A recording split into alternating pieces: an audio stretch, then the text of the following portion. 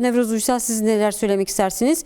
Her iki saldırı da kadınlar korunmadı. Kadınlar ve bakım merkezindeki özel gereksinimli insanlar korunmadı. Özellikle kadınların korunmaması, yani hakkında uzaklaştırma kararı olmasına rağmen veya özel kurumlara başvuran kadınların daha önce bilgilerinin sızdırıldığı, işte uzaklaştırılan erkeğe verildiği şeklinde haberler de basına yansımıştı. Bu cezasızlık kültürü ve bunun kasti katil sistemle olan bağını sormak istiyorum size Nevruz Uysal. Ben de tekrardan merhabalar diliyorum. Hem Şemzinan'daki olay hem Batman Kozluk'ta aslında bakım merkezi diyoruz ama aslında bir rehabilitasyon merkezi orası. Hem de yine Batman'da 14 yaşında kız çocuğuna dönük olarak hamile kalmasıyla ortaya çıkan olay ve buna benzer birçok mesele aslında faillere, yapanın kimliğine, devletin yaklaşım biçimine ve bunun genelleşmiş haline baktığımızda bir sistem krizi olduğunu bizlere gösteriyor. Aynı zamanda bir toplumsal krizin de parçası olduğunu bizlere gösteriyor. Çünkü erkek egemen sistem o tahakkümcü yaklaşım biçimini kadınlar üzerinde, kadın bedeni üzerinde, kadın hayatı üzerinde çoğunlukla uygularken yine toplumdaki en savunmasız olduğunu gören, yani bu fiziki anlamdaki bir savunmanın da yanında kırılgan olarak görülen çocuklara, engelli bireylere dönük olarak sistemsel olarak hem saldırabileceği zemini yaratması hem de bu saldırı halinin ortaya çıktıktan sonra korunmaması üzerinden cezasızlık zırhının yansıtılması ve meseleyi ele alma biçimi. Bugün baktığımızda her iki mesele de adli, tekil, kişi failler üzerinden, failin kimliği üzerinden okunmaya çalışılan ya da bölge üzerinden okunmaya çalışılan insanlara tekil bir mesele olarak basın üzerinden de gösterilmeye çalışılan bir mesele gibi yansıtılıyor. Ancak bir bütününe baktığımızda Batman'dan Şemzinan'a, Türkiye'nin birçok yerine, belki Kürdistan'da, dünyada da buna benzer birçok meselenin birbirine toplatıldığı bir meselede ortaya çıkan sistemsel bir sorun ve bu sistemsel sorun sadece Türkiye'nin Kürt sorunuyla bağlantılı olarak ortaya koymuş olduğu tabii ki özel savaşın etkisi, Kürdistan'daki savaşın, yoksulluğun, diğer meselelerin etkisi var. Ama şu bir gerçek ki bu meseleyi biz Epstein davasına kadar götürebiliriz.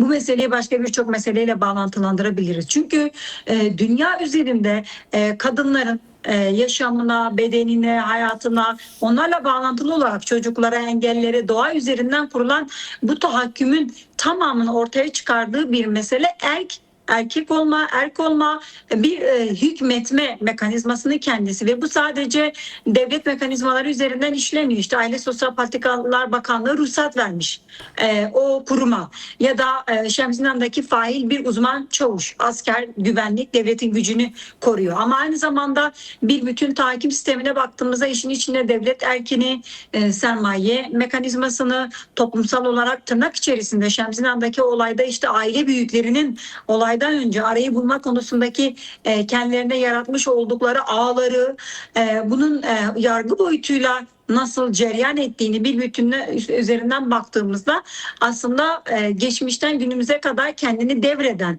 sistemin güncellenmiş versiyonları biz bir bütünden görüyoruz. Ve bu sistemin her bir ayağı ya da bu sistemde tırnak içerisinde öldürme üzerinden, yaşatmama üzerinden, yok etme üzerinden kurgulanan bu sistemin her bir çarkının olayın öncesi, yaşanması, sonrasında belli bir etki gücünün ve bir sirayetinin olduğunu görüyoruz. O nedenle yaşanan bu durumu toplumsal kriz olarak addedebiliriz. Hukuksal olarak cezası politikasıyla addedebiliriz. Özel savaşla addedebiliriz. Bunlar hepsi doğrudur. Yerinde tespitlerdir. Ama bunu bir üst mekanizması olarak da bu meselenin küresel, bölgesel ve özellikle ezilenler boyutuyla kadınlar üzerinde kurulmaya çalışılan o köleci mantığın bir başka tezahürü ve tahakküm sisteminin bir devamı olarak da görmek belki daha genel, daha ideolojik çözüm konusunda daha doğru yere bize götürebilecek bir sonuç olur. Size bu konuyu da sormak isterim. Tabii biraz daha özel savaş üzerinde durmak istiyorum sizinle. Çünkü aynı zamanda Botan'da da çalışma yürütüyorsunuz DEM Parti milletvekili olarak tüm Kürdistan'da. Barış ve demokratik toplum sürecindeyiz. Bugün yine İmralı heyetinin çerçeve yasa kapsamında görüşmesi oldu Meclis Başkanı Numan Kurtulmuş'la. Yani bir taraftan Kürt sorununun çözümü konuşuluyor ama diğer taraftan aslında 40 yıllık savaş ve militarist Kürtleri, Kürt toplumunu tamamen yok etme üzerinden şekillenen bir sistemle karşı karşıyayız. Yani hala o militarist güçler Kürdistan'da varlıklarını sürdürüyor. Koruculardan söz ediyorum. İşte devletin uzman çavuşları şimdiye kadar nasıl hareket ettiyse Kürt kadınlarına şimdi aynı şekilde devam etmeye, hareket etmeye, yönelmeye, saldırmaya devam ediyor. Yine uyuşturucu çeteleri Kürdistan'da çok yaygın bir şekilde faaliyet içinde. Şimdi baktığımızda tabloyu şöyle bir şey ortaya çıkıyor. Kürdistan'da çatışmalı ortam son buldu. Barış ve demokratik toplum süreciyle birlikte aslında devletin çökertme planının diğer ayağı olan toplumsal çürüme, çürütme politikaların hala devam ettiğini görüyoruz. Bunu nasıl değerlendiriyorsunuz? Bu çok hem görünür hem çelişki hem de bize çokça sorulan ve tartışılan meselelerden bir tanesi. Çünkü çatışmasızlığı hep devletin okuma biçimi üzerinden hep şöyle okuduğu, devlet öyle bir algı yaratmak istiyor. Kürt sorununun kendisini de PKK'nın varlığıyla, mücadelesiyle ilişkilendirilerek PKK'nın yokluğu üzerinden bir Kürt sorunu çözümü tarifi üretmeye çalışıyor ve Kürt sorununun çatışma güvenlik boyutunun doğrudan ve dolaylı sonuçları olan işte göç, yoksulluk, işsizlik, doğa talanı ya da doğrudan bu devletin inkar politikaların bir parçası olan ya da asimilasyon politikaların bir parçası olan dil, kültür, ekoloji, yıkım, kadınla ilgili meseleleri daha görünmez bir halde yürütmeye çalışıyor devlet aklı, devlet biçimi. Bizler bunun her seferinde birbiriyle olan bağlantılarını, çözümün ancak bütüncül bir yaklaşım biçimiyle ele alınabileceğini, mesele silah ve çatışmasızlığın öncelikli bir mesele olsa da sorunun sadece bir parçası olduğunu, asıl sorunun inkar, asimilasyon ve kendi kendine yönetebilecek iradeyi gösterme boyutuyla olduğunu altını çizdik. Bugün Kürdistan'da da, bugün Türkiye'nin belli diğer Kürtlerin yaşadığı birçok yerde de evet görece bir tırnak içerisinde söylüyorum güvenlik ve koruma boyutuyla biraz bir yumuşatma, esneme halinde olduğunu görürse de halen gerçek anlamda örgütlenme özgürlüğü, kadınların bir araya gelişi, devletin o güvenlikçi politikalarından sıyrılıp gelebildiği bir mantık yok. Çünkü devlet bu sürecin sonunda nasıl bir toplum istediğini tahayyülünü kuruyor. Özellikle Kürtler için çürümüş, dağılmış, toplumsal krizlerin içerisinde debelenen, halen kadın sorununu katliamla, öldürmeyle, başka biçimlerinde çözmeye çalışılan, ekolojik olarak doğası talan edilmiş, çocukların aile içinden toplumsal devlet kurumlarından tüm mekanizmalarda korunmadığı, görece savunmasız bir toplum ve bu savunmasız topluma karşı da örgütsüz topluma karşı da istediği çözüm modelinde ya da yönetme, ezme politikalarına karşı da bir kabul ve karine, bir ikna meselesi üzerinden götürüyor. Tam da bu nedenle çözüm süreçlerinde ya da barış süreçleri denen aşamalarda örgütlülük en çok önemli olan mesele olur. Biz bugün korucularla ilgili insanlar bize soru sorarken halen bazı köylerde yeni korucu alımlarının yapıldığını ya da bekçiler adı altında farklı alanlarda güvenlikçi politikaları sürdürmeye çalışıldığını ya da uzman çavuşlar eliyle eskiden çok başka uzman çavuşlar Karadeniz'den, Ege'den, Akdeniz'den başka illerden getirilip Kürdistan'da yerleştirilirken işte Musa Gezer örneğinde olduğu gibi yereldeki var olanlar üzerinden bir istihdam alanıymış gibi normalleştiren ve bu alanda o yoksulluğu yönetmeye çalışan bir devlet aklı olduğunu görüyoruz. Bunların hiçbirisinin süreçle bağlantısız bir mesele olmadığını görmek kadar tüm bu sorunların çözümünün de bir anda süreçle beraber ortadan kalkmayacağını da görebilmek lazım. Özel savaşın bir özelliği de tam da budur zaten. Dolaylı olarak cephede karşı karşıya savaşıp bir fiziksel ölüm kalım meselesi değil, tam da varlık olarak, manevi olarak, moral üstünlüğü olarak, psikolojik olarak bir ayakta kalma ve kendini koruma içgüdüsünü sağlayabilme meselesidir. Bunun yaratımını, bunun farkındalığını, bunun örgütlülüğünü oluşturabilmek adına bugün kadın örgütleri, kadın özgürlük hareketi, kadın meclislerimiz ya da farklı alanlardaki kadın dayanışma ağlarını kurmak, örgütlemek bu denli önemli ve seçici bir durumda geliyor. Ve asıl toplumsal savaşın, asıl öz savunma savaşının toplumun kendini var eden boyutlarıyla, Kürt halkının diliyle, kültürüyle, yaşam biçimiyle, özgürlükçü bakış açısıyla ortaya koymuş olduğu özgürlükçü bakış açısını yaşayabileceği alanları koruması hali tam da bu sürecin bir cevabı ve güçlendirici bir pozisyonu olur. O nedenle özel savaşın görünür boyutlarının halen devam ettiği bir yerde öz savunma tabii ki çok önemli, bu konudaki talepler ve tutum değişikliği. Ancak özel savaşın görünmez kılınmaya çalışılan uyuşturucu, fuhuş kadar yoksulluğun yönetilme biçimi, devletle kurulduğu ilişkinin normalleştirilme biçimine kadar bu alanlarda da gerçek anlamda ciddi bir farkındalık gerekiyor. Bizim bu olaylarda özel savaşın bu kadar gelişmesinde aslında devletin uzun yıllardır yapmış olduğu kurumlarımızın kapatılması, kadın ağlarının yetersiz noktada kalması, kriminalize edilmesi meselesinin biriken bir sonuç halini de bir yönüyle yaşıyoruz. Bunu telafi etmek için bugün sahada yoğunca bir çabamızın ve çalışmamızın olduğu açık olsa da halen devletin kurmuş olduğu özel savaş cenderesinin içerisinden çıkabilecek gerçek bir öz savunma ve öz gücü yaratamadığımız açık. O nedenle kadından çocuğa, engelliden doğaya kadar bu özel savaş yaklaşım biçiminin sürecin bir bağlantısı olduğunu, ama sadece müzakereyle değil, tam tersine mücadele ve örgütlülükle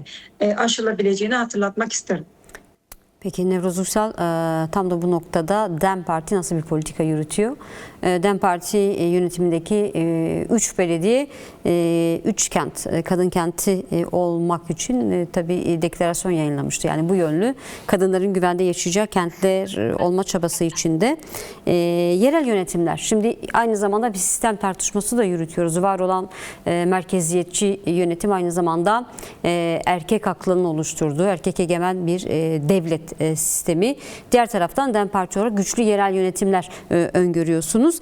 Tabii bu neden önemli kadınlar açısından, bunu sormak istiyorum. Yerel yönetimlerin güçlendirilmesi, yerel demokrasinin güçlendirilmesi kadınlar için neden yaşamsal öneme sahip ve yerel yönetimlerin toplum içinde özellikle bu tür olaylarda, işte kadına yönelik şiddet, kadını kendisine şiddet uygulayan erkeğin yanına yönlendirme girişimleri ki Şemzinan'da gördük nasıl sonuçlandı.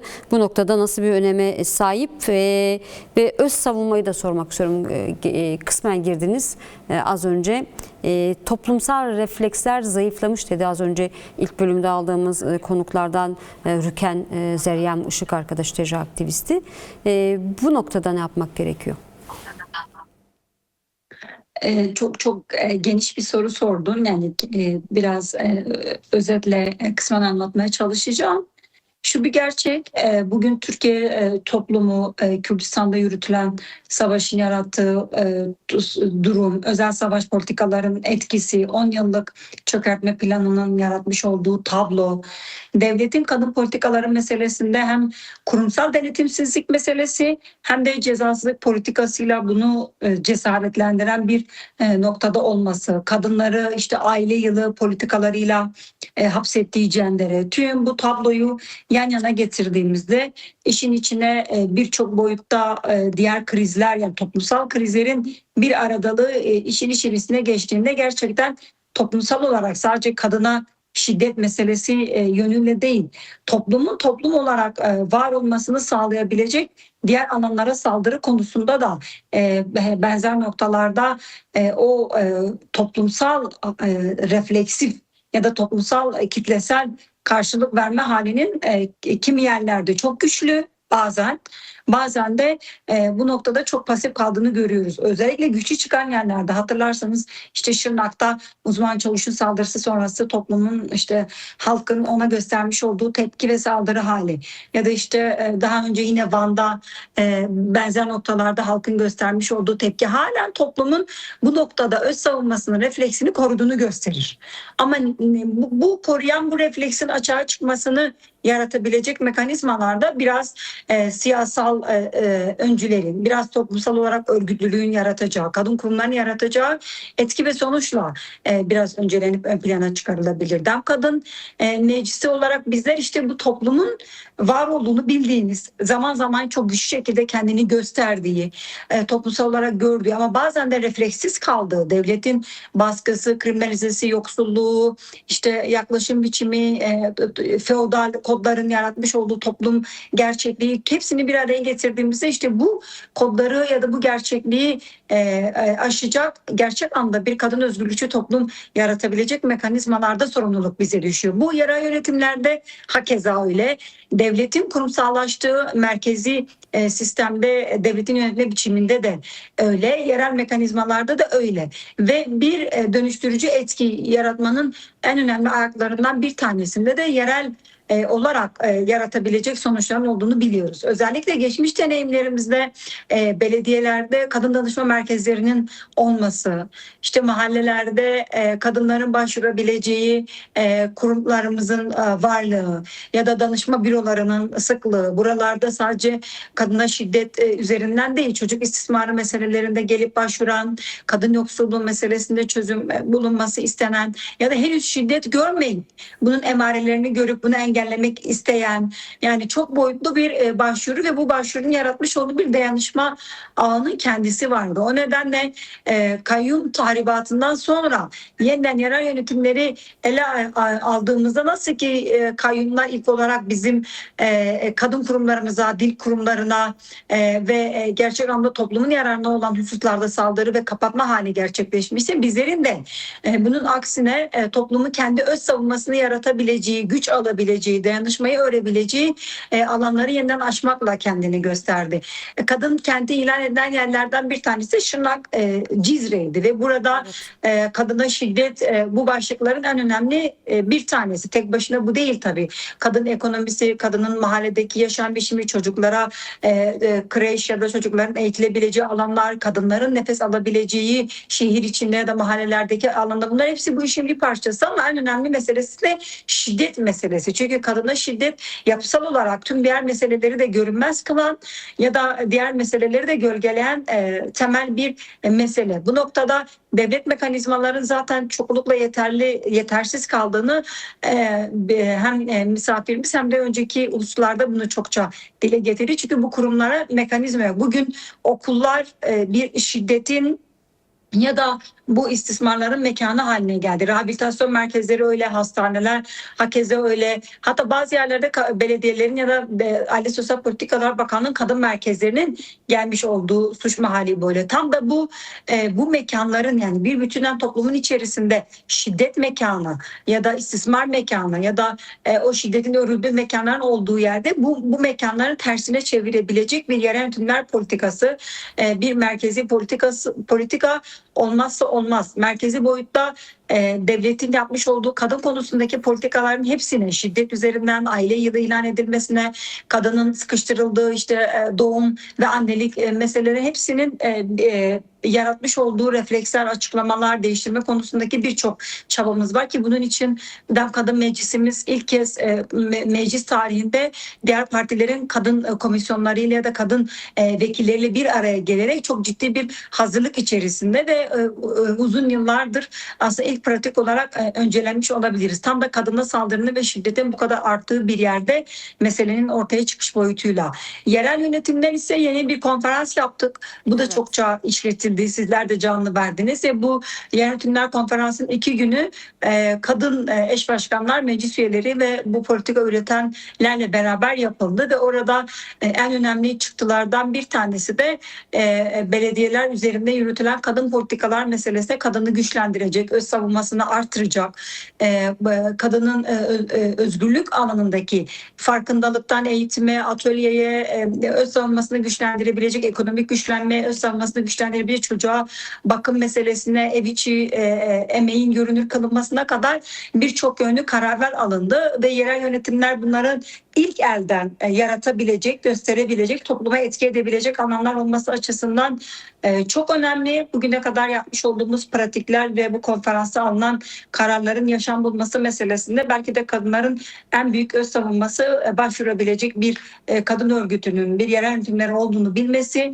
ve bu noktada da kendine yaratabilecek bu ağda örgütlü kılınması meselesi. Bu konuda üniversitelerdeki genç kadınlara, çalışma alanlarındaki, emek alanındaki kadınlara birçok boyutlu kadınların bulunduğu alanlardaki öz savunma ve o özgürlük perspektifini yaratabileceği alanlardaki varlık yöntemine kadar çok boyutlu bir çalışma hali var. Bunun içerisinde tabii ki sadece Dem Kadın Meclisi ya da yerel yönetimler değil, TJA'nın olduğu ya da diğer işte kadın şiddete karşı olan kadın kurumlarından emek, kültür, dil alanına kadar birçok boyutta ortak bir mücadeleyle ancak bunlar aşılabilmesi konusunda belli bir noktaya erişebilir. Bu konudaki irade de, bu konudaki moral de çok yüksek. Aksine devletin ortaya koymuş olduğu politikaların yarattığı tahribata denk düşebilecek bir örgütlülük güçle ancak bir yöne gelebilir. Yani kısaca böyle söyleyeyim. Birçok boyutu her birini ayrı ayrı değerlendirmek de mümkün. Evet, peki. Nevroz Uysal, sizin de son mesajınızı alalım. Tabii topluma ve kadınlara yönelik mesajınız ne olacak? Ve Şemdinli ve Batman'da yaşananlar üzerinden az önce arkanızdaki tabelada yazıyordu. Jinjiyan Azadi mücadelesini büyütmek için neler yapmak lazım? Buyurun. Öyle tabii her zaman moral ve örgütlenme çağrısıyla tabii ki bitireceğiz. Bugün kadınların özgürlüğü de çocukların güvenli olup korunması da toplumun da kendini ayakta tutmasının en temel meselesi toplumun kendisini koruyabilecek bir noktaya sahip olması. Bu da gerçek anlamda düşünsel boyutta, örgütsel boyutta gerçekleşebilir. Bugün Kürt kadınları Kürdistan'da da Türkiye'de de dünyada da bu felsefeyle tanındı. Kadının yaşamında özgürlük yaratabileceği gücüyle o nedenle kadınlar susmamalı, sessiz kalmamalı, yaşanan her bir olayın hesabı sorulana kadar sadece yargı önünde değil, toplum vicdanında ve gerçekten kadınların bulunduğu noktalarda da bu hesaptan vazgeçmeyecek, mücadeleye devam etmeli. Bu mücadelenin alanları çoktur. En güçlü, en önemli, en yaşamsal felsefeye sahip de olan tabii ki bizim yürüttüğümüz bu mücadelenin kendisi de o nedenle susmayın, hesap sorun ve bu hesabı sorabilecek mekanizmalarda da örgütlenin diyorum. Peki, teşekkür ederiz. DEM Parti Milletvekili Nevroz Uysal, Roza Kadın Derneği Sözcüsü Esra Çiçek Mercan arkadaş, size de teşekkür ederiz bu akşam konuğumuz olduğunuz için. İyi akşamlar, Teşekkür iyi ederiz. yayınlar. Teşekkürler. İyi akşamlar.